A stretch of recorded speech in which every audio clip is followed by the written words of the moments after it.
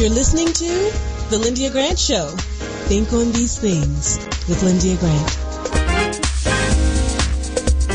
Well, good evening, Radio 1 listeners. Thank you for tuning in today to The Lyndia Grant Show here on Radio 1 Spirit 1340 WYCB. We are the oldest gospel radio station in Washington, D.C., and we are the first contemporary gospel outlet in the entire United States. I'm so proud. I love to say that. Thank you to Kathy Hughes, our owner.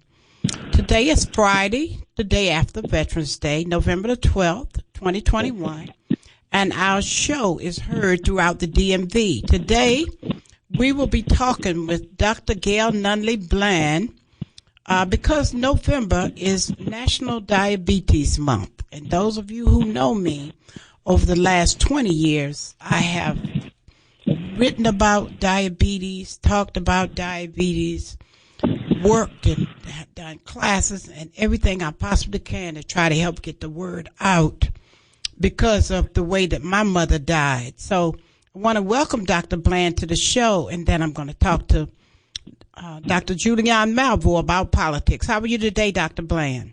I'm doing fine. And you? I'm doing great. Glad to be here with you, and always so glad and thankful that you are always willing and able to come in and tell the listeners how they can save themselves. We can't say it often enough. Now we're going to go to Dr. Julian Malvo. Dr. Julian, sometimes I have to turn my mute button on because when I saw that boy cry, are you there, Dr. Julian? Oh, I'm here. I'm absolutely here. When I saw that young man crying, I know you got that in your stuff. I had to continue to mute my TV. I couldn't take it. So, Dr. Julian, talk to us today in whatever, even if you don't have that in there, do your thing. Dr. Julia Malvo is, I love to tell you a little bit about her. She is one of two president emeritus from Bennett College. She has her PhD in economics. She's a world traveler and speaker. And she's president of Push Excel, the youth organization founded by Reverend Jesse Lewis Jackson out of Chicago, Illinois. Go ahead and talk to us, Dr. Julian, in your own way. Well, Lyndia, first of all, I want to commend you on spending this show and commend your guests to talk about diabetes and diabetes awareness. It's extremely important. As you know, I've shared with you, I too am diabetic. I'm type 2 diabetic. Which I control primarily with diet and exercise, but also with some medication. I take a pill. Mm-hmm. But in any case, too many black people are dying. Too many black people are having limbs amputated. Mm-hmm. Too many folks are not paying attention. We got to do better, folks. You can't have a revolution. And so many people talk about how we want systemic change. You cannot have systemic change if you're sick. That's right. You cannot stagger to freedom.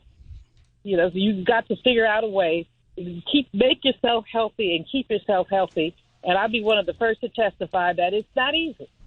I just came from a meeting, all-day meeting. Yeah, I had a couple of cookies, which I had no business having. Hit myself upside the head. But I won't be having anything else sweet today. Mm-hmm. And I will be walking at least a mile this evening to try to make up for that. So we everything in moderation. But, folks, this is not just about your health. It's about public policy. It's about the ways, if you can't get vaccinated, forgive me, but you can eat sweets, you got a death wish. Mm-hmm. That's all I have to say. I'm not going to. Now, Lyndia, I wasn't going to talk about that little Rittenhouse brat. But it came in my head because I every time I see it, I have not listened. I can't. Well, the boy, first of all, most people, when they cry, they make water. Exactly. That's why I don't believe it, first of all. Now, he was sitting there faking. Mm-hmm. He was sitting there faking, and but he's probably going to get off because, black life is cheap for so many people. I hope he doesn't get off. His mama sat and begged. What I want to know, what will possess you to take a shotgun, get on a bus and ride, I don't know how many 100 miles, so that you could go intimidate people? Mm-hmm. You weren't there to help. You were there to hurt. And the judge is biased. We know the judge is biased. He made a joke today about Asian food, which was ridiculous. He does not want the people who are killed to be called victims, but they can be called thugs. This really is the state of where we are as a people and as a country, and it's just disgraceful. I'm just very, very disturbed. Mm-hmm. But, you know, we have some good things happening. Well, let's start. Let me say on one more bad thing before I go to the good thing. That Astro World concert. 9 people dead now. I don't know who was thinking what, but Mayor Sylvester in Houston is doing a very good job. He is to be commended. But even as we commend him, we have to ask about these events for 50,000 people and not enough security. Why was there not more security? So that is on this rapper, but it's also on the city, the police department, the fire department, and others. So as we come out of the COVID phase, and we are coming out of it, as we come out of it, more and more of these mass events are going to be planned. Unless there's appropriate security, and you ask before you buy your ticket, don't go. Mm-hmm. I mean, imagine these people who, the youngest victim, you know, a teenager, yes. 16, all of them in their 20s, under 30, all of the victims under 30, people whose lives hadn't even started yet, really, dying over a concert. And I think the youngest was 14. Yes. So this is frightening, and but it does speak to where we are. Now, the big news is politics and economics is the inflation issue. Inflation, 6.2%. If you eat beef, you saw your prices go up by nearly 50%. Some of the people in restaurants are talking about how they've had to increase their prices, reduce their portions, all of that. But it's not just beef, it's everything. Automobiles, inflation. Now, I happen to think, and I could be wrong, that this inflation is temporary.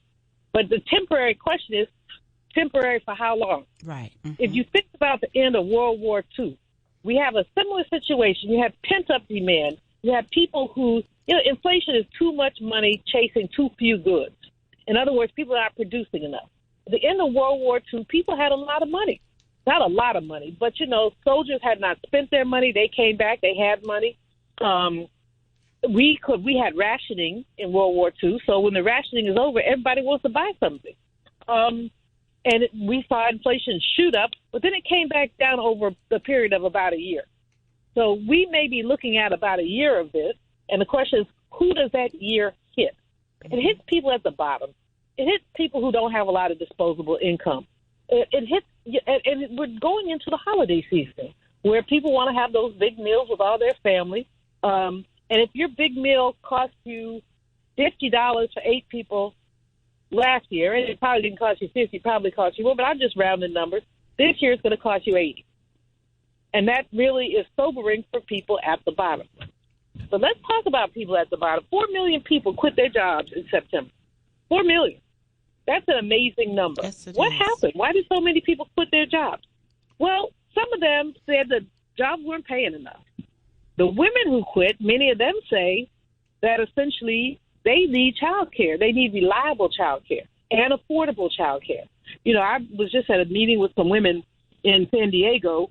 In fact, I'm in a car on my way back to L.A., and all these women, these are high net worth women who are raising money for venture capital. I'm there begging for my college, but that's another story. And all of them were talking about the challenges they have with child care. These are women who have money. These are women who can afford child care, and many cannot.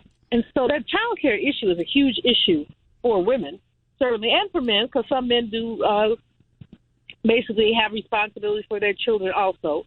The lack of benefits, all these things are working. But what this means is that employers are saying, we can't find enough workers. Well, I have a pay people more money, and you'll find more workers. But also, very few companies actually have child care policies at their company. You're on your own. If you go to some of the European countries, you'll find a lot more available child care. So we really do have. So between inflation and unemployment, those are two big issues. President Biden had an opportunity to do a little celebrating around infrastructure being passed. But now we have to talk about the human infrastructure. And the Congressional Black Caucus did a very good job stepping up on infrastructure. Now they got to step up on the other. The Congressional Black Caucus has always been seen as a conscience of the Congress. And they need to, if somebody needs a conscience right through here, it is this Congress. So we're counting on the Congressional Black Caucus to continue to do the great work that they do, that this legislation, what people need it. We're talking about child care, we're talking about elder care, we're talking about the quality of our schools, we're talking about any number of things that people simply don't want to talk about. Now, Lyndia, as you know, I can go on and on, but you got such a great guest. I'm going to stop right there. Yeah, we're at 6:11, yes.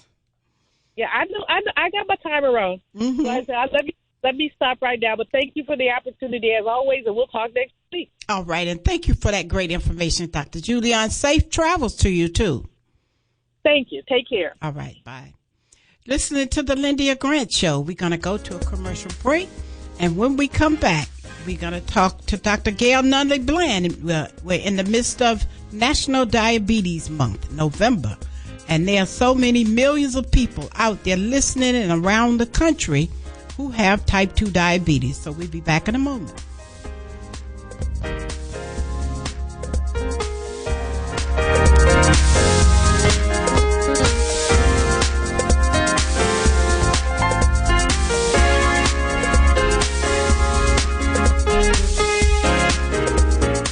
If it wasn't for my care coach at AmeriHealth, I probably wouldn't be so healthy right now. As a man, we don't get checkups or see a doctor regularly anyways. It's probably just a man thing because none of my partners go either. We know we should, but we just don't, and hope it works out. So what changed for you? AmeriHealth assigned me a care coach, somebody that gives one-on-one help, answer questions, explain things, and help set my appointments. She also helped me understand what having high blood pressure really means and ways to manage it so it doesn't kill me. It ain't nothing to play with. If you're a member of AmeriHealth, ask for a care coach. I'm glad I got mine. At AmeriHealth, if you need a care coach, you can have one. Just call us at 1-877-759-6224 to get connected. 1-877-759-6224. This program is funded in part by the government of the District of Columbia Department of Healthcare Finance.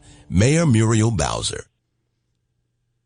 Washington and former religion columnist Lyndia Grant. Ida B. Wells, born into enslavement, was a journalist and activist. An avid reader, she read through the entire Bible many times. Wells was once asked to leave the ladies' car and sit in the colored train. She refused and train officials pushed her. Ida B. Wells retaliated but was pushed off the train at the next stop. A crowd of whites applauded. She vowed to get even. 3 of her close friends were lynched for opening businesses that cut into profits of whites. Everything changed for Wells. She spoke out internationally against lynching of blacks for the rest of her life. Through her efforts, lynching in America nearly disappeared by the time of her death. And NAACP founder, we salute Ida B. Wells for Women's History Month. Read more in the religion column of the Washington Informer, an award-winning African-American newspaper. We don't report crime or gossip, just positive news. Pick up the Washington Informer or visit us online at WashingtonInformer.com. Call 202-561-4100 for more information. All right, well, we are back. You're listening to the Lyndia Grant Show here on Spirit 1340 WYCB, Radio 1, Washington, D.C. Now we're going to talk to our second guest, Dr. Gail Nunley Bland. She is an accomplished doctor who has received awards, and one I'm going to mention is the Compassionate Doctor Recognition Award that she received in 2015. She is a graduate of Howard University. Dr. Bland is she's board certified in pediatrics and in endocrinology. She has special expertise in diabetes and pediatrics endocrinology. She has a long resume. She works at other hospitals. She also is a professor at Howard University. So I'm going to keep it short and get right into talking to Dr. Bland. And I know most of you listening out there in Radio Land know about me. I have type diabetes. I came in the world weighing 13 pounds, and they say usually the mother and possibly the child will get diabetes. 13 pounds for real. I was about 3-month-old size. And so my poor mother did end up with a lot of she had a severe case of diabetes. She only lived 12 years, and she died on Christmas Day in the year 2000. And we knew about her having diabetes for 12 years of her life. That was all. Because none of us in the 1990s were familiar with it in our family. We knew she had high blood pressure, and we knew she had had a major stroke, and she was hospitalized at Howard University Hospital and, deformed from it the way people used to be back in the day. So, but she had it all, high blood pressure, strokes, and both her legs were amputated. So I'm keeping it short, just in case somebody's listening who never heard the story. I cut out a lot, but I wanted you to hear the main reason why me, her oldest daughter, out of 9 children, took the bull by the horns and started learning everything I could about what happened to my mother. Why did this happen? We are an educated family. We're a smart family. We feel good about ourselves. But yet we let this happen, something we didn't know. So I started talking to her doctor, and I started finding out that diet and exercise are the main culprit. So I'm going to stop right there and turn this over to Dr. Bland. All right. Thank you, Lyndia. And you brought up an important point, and you told me you weighed 13 pounds when you were born. I was, yes. So that right there was a clue that your mother may have had diabetes during pregnancy. Mm-hmm. Usually women that have large babies that weigh 9 pounds or greater are at risk for developing diabetes later on, and she may have even had diabetes at the time that you were born. So oftentimes, particularly with type 2 diabetes, you may walk around with it for several years and don't even know it. Mm-hmm. And that's why it's so important to be screened for diabetes, particularly if you have a positive family history. And even if you don't have a positive family history, if you're African American, Asian, American Indian, Hispanic, you are at a higher risk for type 2 diabetes. And that should be part of your routine health screenings when you go to the doctor. And it can start as early as age 25 years of age. And in some instances, we start as early as age 10 in children. Because when children are overweight and obese and have that family history of diabetes, we start screening them at age 10 so that we can diagnose it early and treat it and to prevent those complications that you talk about that your mother suffered from. Mm-hmm. High blood pressure often goes hand in hand with diabetes. Stroke is one of the leading causes of illnesses associated with diabetes. Dying of heart attacks is the leading cause of death for diabetes. And of course, amputation, blindness, kidney failure are all things that can be prevented. And that's one thing that I want to get out to everyone, that you do not have to go blind or be on dialysis or have your legs amputated because you have diabetes. Mm-hmm. If you keep your blood sugars under control, if you've been diagnosed with diabetes, keeping those blood sugars between 70 and 150 before you eat, and generally no higher than 180 2 hours after you eat, you can significantly reduce your chances of developing these complications. I think one of the saddest things when I drive around the city and I look at all these dialysis centers, the most common reason that many of them are in there is because of diabetes. And I said, this we can prevent. And Dr. Bland, I just forgot to mention, my mother also had dialysis. I didn't mention that one. She was, in her last couple of years of her life, she was going 2 and 3 times a week for dialysis, even with no legs. She had it all, just had everything. Yep. And it is so preventable that we can do this. And you mentioned diet and exercise. That is so important. And the exercise, you can walk. If you get 150 minutes in a week, that is great. That's 30 minutes, 5 days a week. Even if you can't walk, you're having problems with your legs or your feet, you can do things like chair exercises. Filling up some empty milk cartons with some water and lifting them up with your legs, or getting those stretch bands. You can get them at any of the stores like Target or some of the sports stores, and just do stretching exercises while you're sitting in your chair. These are things that you can do to become more physically active, because that helps to control your blood sugar. Diet. Can't emphasize that enough. Dr. Bland, I want to just also ask you, when I don't exercise, because I do have type 2 diabetes, even though mine, it's below 7 now, thank God, 6.8 or 6.7. But when I don't exercise often enough, I start feeling my feet feel different. And I don't know what it's called, but I guess neuropathy is coming in or something. But it's some serious stuff that can happen when you don't exercise. Right. And, exercise improves your body's own sensitivity to its own production of insulin. It makes it work better. And when you don't exercise, your body is just more resistant to the insulin, and then the insulin can't do its job of taking that food that gets converted to sugar into the cells.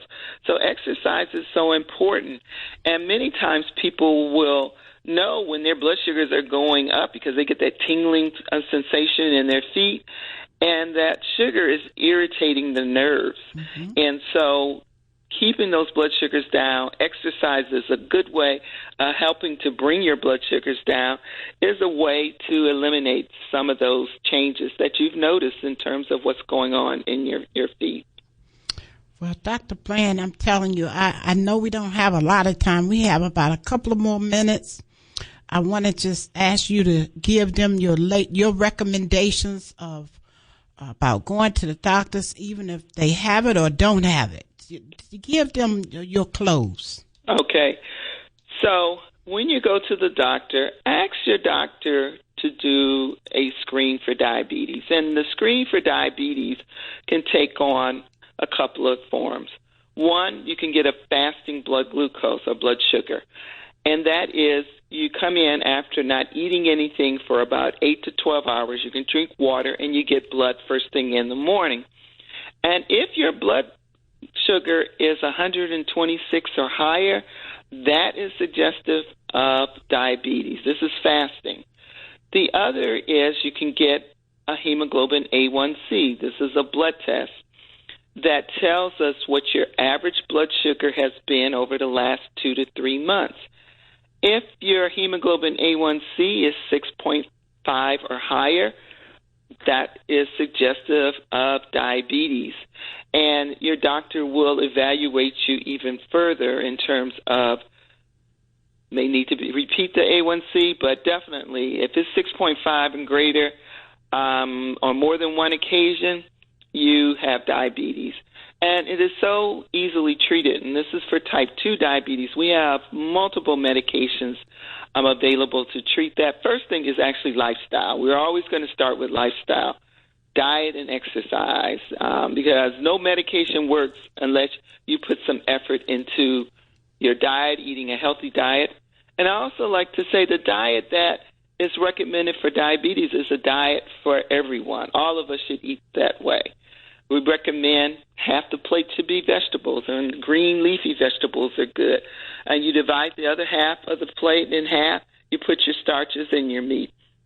So that's sort of the first line in terms of your diet. As I mentioned before, exercise, walking, 30 minutes, 5 days a week is an excellent form of exercise and controlling.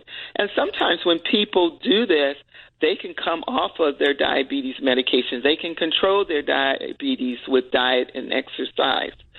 So these are things that you can do to keep your diabetes controlled. And then if it's not controlled with medications that we start you on, and generally the first one is metformin, we have a lot of really great medications out here now that we can really control your diabetes. So really, I see no one should have high A1Cs. We like for your A1C, and I heard that you said your A1C was less than 7. Is that correct, Yes, Lyndia? it's 6.7 now. I'm not quite out of it, but I'm getting, and it was at 15 too earlier this year. So I have moved it way down in the last 60 days. Wow, that's great. So what did you do to get it to that point? Everything we're talking about. Okay. And using willpower. We're going to run out of time, Dr. Bland, but I am so grateful for you being on today. Thank you so much for coming on. Okay. Thank you so much for having me. All right. You're listening to the Lyndia Grant Show. You just finished listening to Dr. Gail Nunley Bland. If you want to contact Dr. Bland, you can reach her at Howard University Hospital.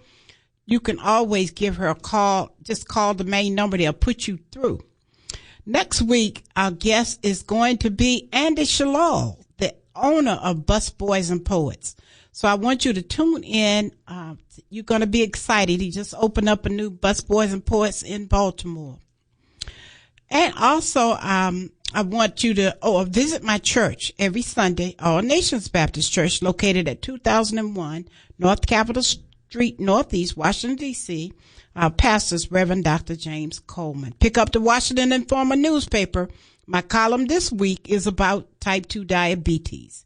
And subscribe to my YouTube channel. Just subscribe to the Lyndia Grant Show. All right, that does it for our show this week. Thank you for tuning in. Words, thoughts, and deeds have a boomerang effect, so be careful what you send out. My people perish for the lack of knowledge. So think on these things from the Lyndia Grant Show. I'm your host, Lyndia Grant. We hope you enjoyed the show. Until next week, good day. Thank you for listening to the Lyndia Grant Show. Think on these things with your host, Lyndia Grant.